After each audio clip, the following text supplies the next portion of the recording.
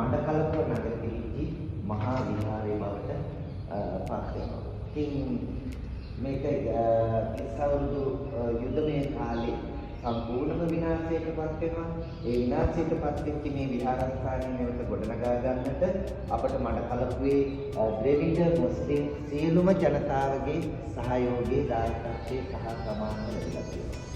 එහිදී විශේෂයෙන්ම මම කියන්නට උත්සාහ කරන්නේ මේ දින කීපයකට ඉහතදී අපේ ජනාධිපතිතුමා උතුරට යන ජනතාව අනුරාධපුරයෙන් එහාට සිල් සමාදන් වෙන්නට යන්නේ වෛරය පැතිරවීම සඳහා කියන ප්‍රකාශයක් එතුමා නිකුත් වෙනවා සමාජගත වෙනවා. ඉතින් අපි කියන්නට ඕනේ මේ මඩකලපුවේ අපේ මුස්ලිම් සහෝදරයෝ ඇත්තටම නොහිටියානම් ද්‍රවිඩ පින්වතුන් නොහිටියානම් මේ මංගලාරාමය එහෙම හදන්න බෑ අපිට. මේ තරම් දුරට වැඩි දියුණු කරන්නට බෑ. මොකද මම එහෙම කියන්නේ පොළොන්නරුවෙන් මෙහාට ආපු සිංහල බෞද්ධ ජනතාව වෛරය අරගෙන ආවනම් අම්පාරෙන් මෙහාට ආපු නැගෙනහිරට ආපු ජනතාව වෛරය අරගෙන ආවනම් කවදාකවත් මේ විදිහට අපිට විහෙර විහාර ගොඩනගන්න බෑ.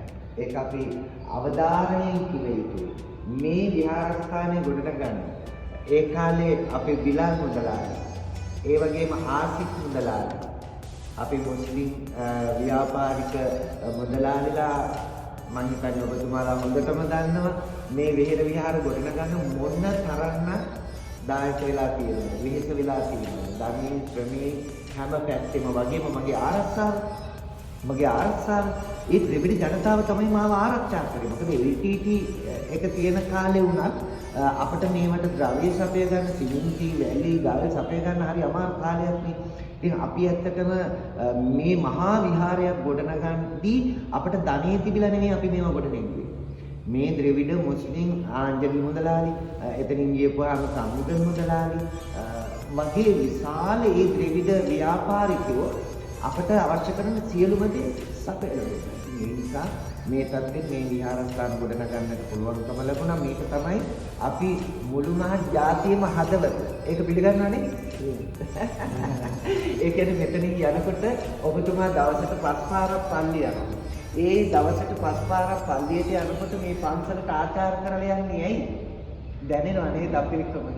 ඉතින් මම හරි සතුටු වෙනවා ඇත්තටම මේ වගේ අවස්ථාවල් වලදී මේක තමයි අපි සමාජයට දෙන්න ඕනි පණිවිඩේ.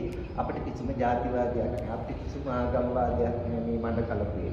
අතලොස්සක් වෙච්ච පිරිසකට තියෙනවා මේ ජාතිවාදයේ ඇවිස්සීමේ ප්‍රවණතාවය, උවමනා.